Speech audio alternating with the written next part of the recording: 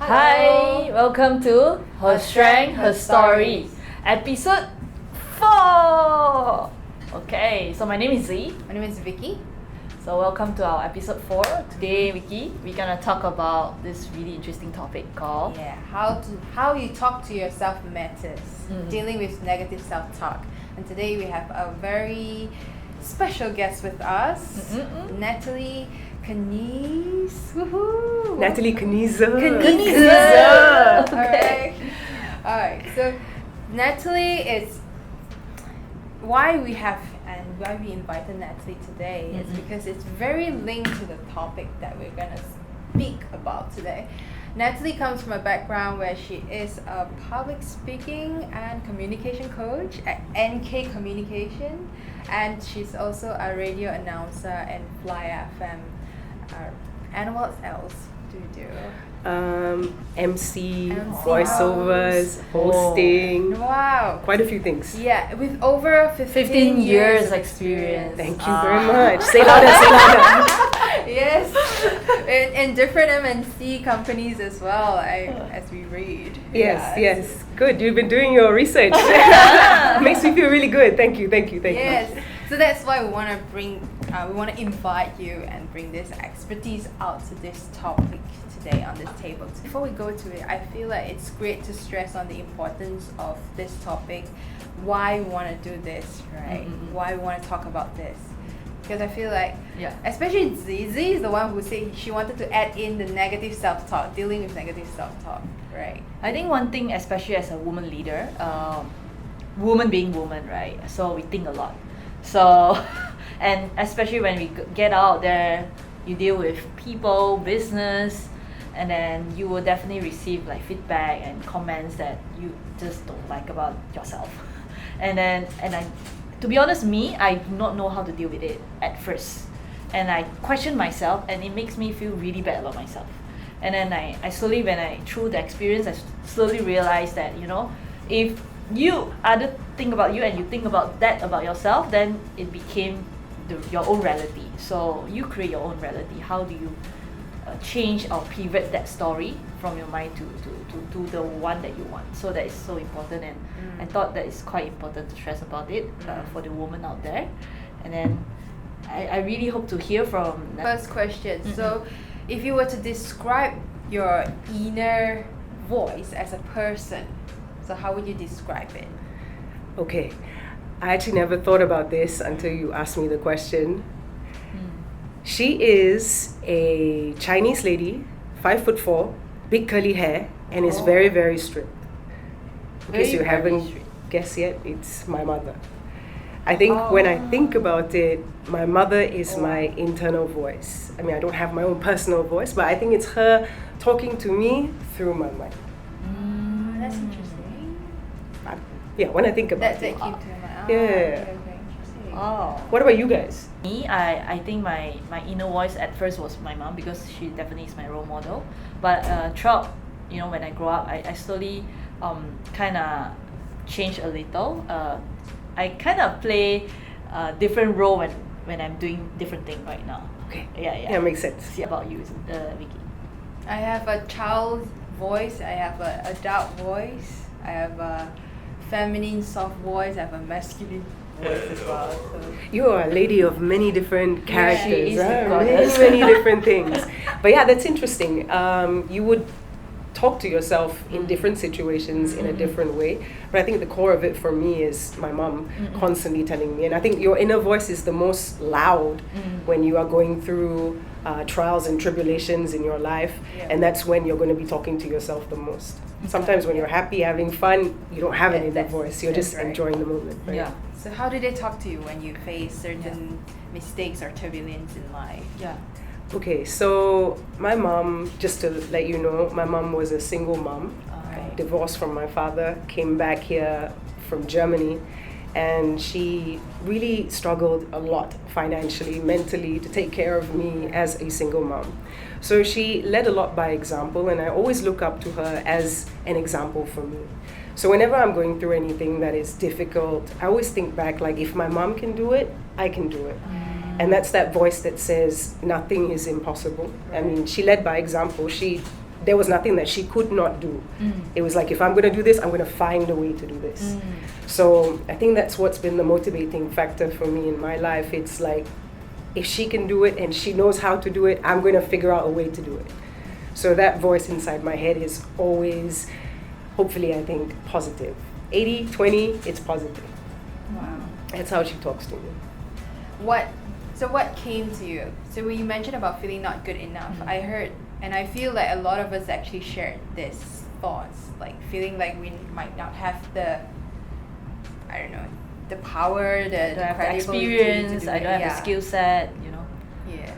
So basically for us, we are doing training sessions. For me, I am training based on my experience. Yeah. I have more than 17 years of experience in public speaking and talking. It's okay. Update. I write down. So I've more than 17 years worth of a public speaking experience. When I first began, I was not a great speaker, very, very shy. I'm an introvert by nature.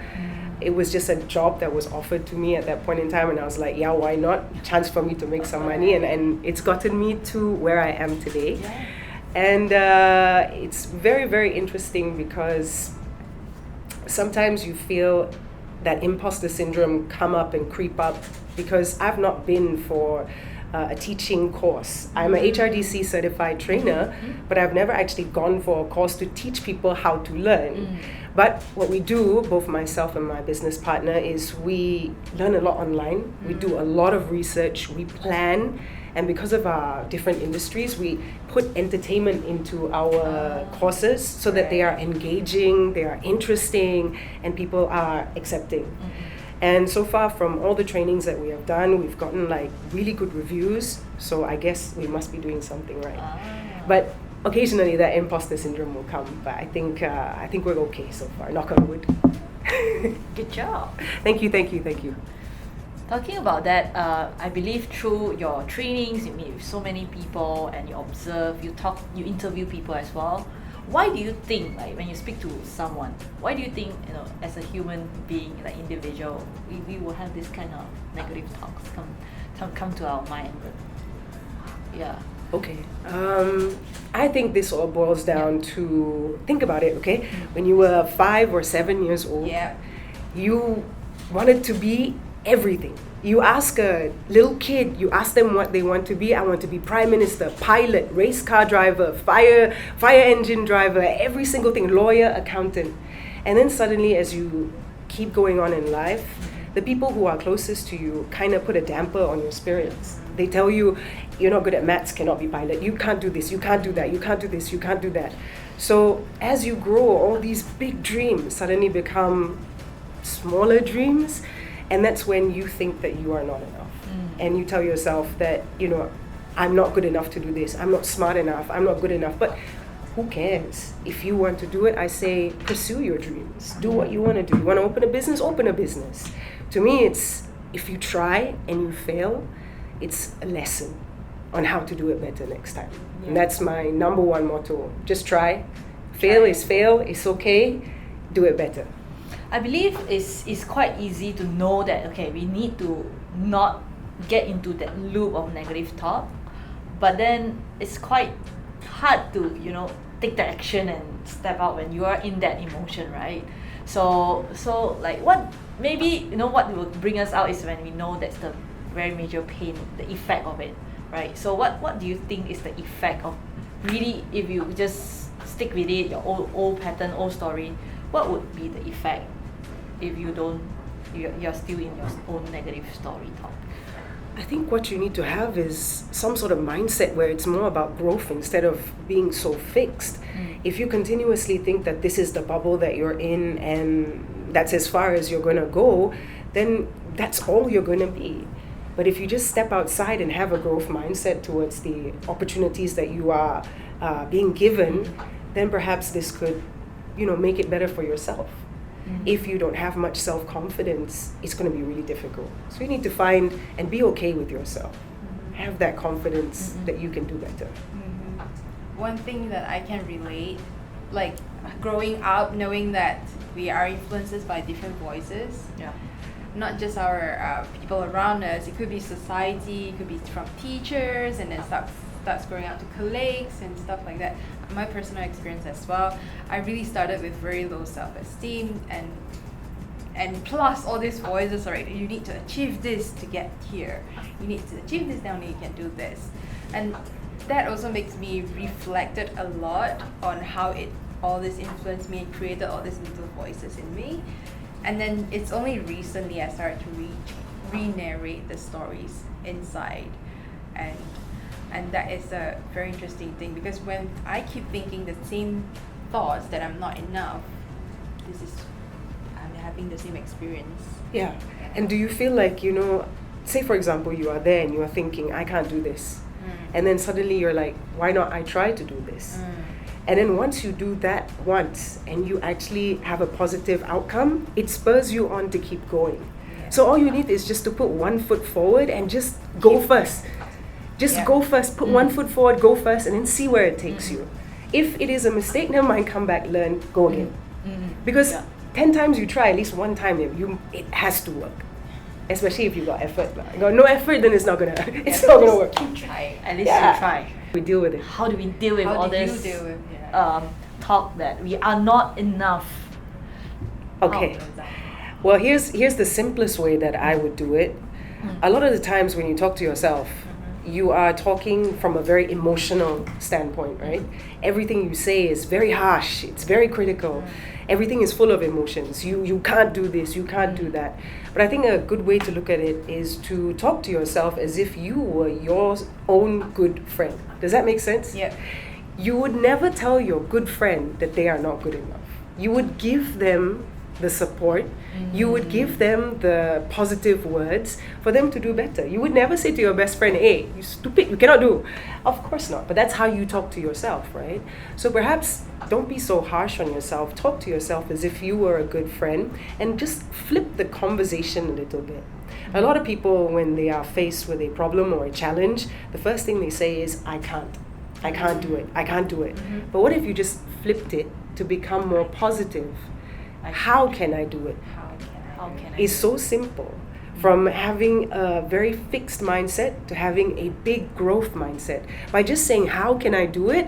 It opens up the possibilities. You immediately start to brainstorm. What are the steps that I need to take to complete this task? So talk to yourself as if you were your own best friend and just flip the conversation. Change negative. Right. So it's more like a shifting from a victim mindset into more empowered. Yeah, exactly. Try to just find the ways. You're already stuck in this situation. Right. There's nothing you can do. You can't rewind time. You can't change what has happened. Why not, make the better of it? Why would you need to take a step back? Just take a step forward. And even if that first step forward is not the right step forward, it's okay. You can take a step back and go again. So I do believe in just flipping the script, changing the negativity to positivity. Okay, great one. The great awareness, like once you realize, okay, I'm saying this, I can't, so now I'm flipping it. Yes. Right. Okay. One thing that I recently also learned, that emotion leads to motion. So because you see, emotion without E is emotion. So how we can change our negative thought is actually with our movement and motion. So it's like, if you are thinking like, you're so into that story, you probably like go out and do something else first, or you dance, or you like sing. Right. Anything, you change your state. Yeah. When you change your state, okay, I'm back. Okay, so look at the situation again, and then I think that does help me. And sometimes the problem isn't as big as it seems after you've left it alone for a little while, and then you let it brew, let it simmer, and then you're like, actually, I think I know how I can do this. What happened when things happen externally, like people say that you're not good enough, try to criticize and stuff. So how do you deal with that? Especially you're in entertainment scene. You need a lot of confidence. You need to be very, very self-confident. You know your abilities, you know your expertise, you know your strengths, you know your weaknesses. So if somebody's going to say something mean to you, perhaps that's just them having a bad day. And you need to kind of separate it. Is this really an attack on me, or is it this other person who has a problem? so far so good. Us Malaysians are actually pretty kind when in person. Maybe on social media, a little bit keyboard warrior-ish, but most of the time, most Malaysians are very, very kind and will often give you more praise than to put you down, I feel, in my experience. It's great to hear. All right, so knowing ourselves first, knowing our worth, and then we know what others say to us, whether it's true or not, right? I feel like that's the most important thing right now, to know first. Yeah, for sure. To know yourself and be comfortable with yourself. I think one thing that Wiki did emphasize one thing on issue for introvert, they find it very hard to express themselves, right? So can you share some ways of, like, you are also introvert, you mentioned, right? How do you express your thought externally? I know, like, through your mind you are able to digest, but eventually you need to throw to someone. I think you're doing a great job right now. Maybe at the beginning, like at first, how do you? You can't let being an introvert be the thing that is holding you back. You know, you can't get away in life and have an excuse where it's like, I'm an introvert, I don't want to talk. It's just not going to happen for you. You need to be able to be there, speak up, say your thoughts. But the powerful thing about being an introvert is you're not talking all the time. And when you talk, people hopefully will listen. If you're extroverted, you're constantly talking, right? But an introvert sits behind and it listens, and it's like, okay, I think this is time for me to talk. So own that power of being the introvert and express yourself. Because if you don't talk, you're never going to get anywhere. You could have the best business idea, you could have the next, great AI software, but if you cannot say it to somebody else, if you cannot communicate your ideas and your messages, it'll just be you and the next great thing. But if you can tell somebody else about your idea and do it well, then you're on your road to success. Bravo. I guess we are all in this journey on the path of learning to expressing ourselves more, our ideas, our needs and stuff. Yeah, for sure. I think everybody should speak up and say what they want to say when they want to say it. But always be mindful about how you're saying your things. Yeah, that's also another thing to talk about. That's a whole different topic. Okay. I think ultimately why we have today's session is really to really share with all the women out there that you have the ability and you have the power to express yourself freely, and then and don't let our mind kind of control our thought. So I think thank you so much, Natalie, for your sharing. You're most welcome. Thank you. At times also women, I think we tend to put ourselves down a lot more. We can definitely put ourselves up, and if women support women, I think we have a good and a very healthy industry of women entrepreneurs. The more you support another woman, the better it is for all of us. I feel like one important takeaway for me is that we all share almost the same problem, like having the same thoughts of not feeling good enough, that kind of thoughts. When we speak it out to each other and we share this to each other, we know that you're facing this too. So then how can we do this about it? How can we are not alone anymore in facing these challenges. So it's great to really just express and share, even with your friends or your family. Right. I think that's the one first step to at least express this. It's a good step. Yeah. Great.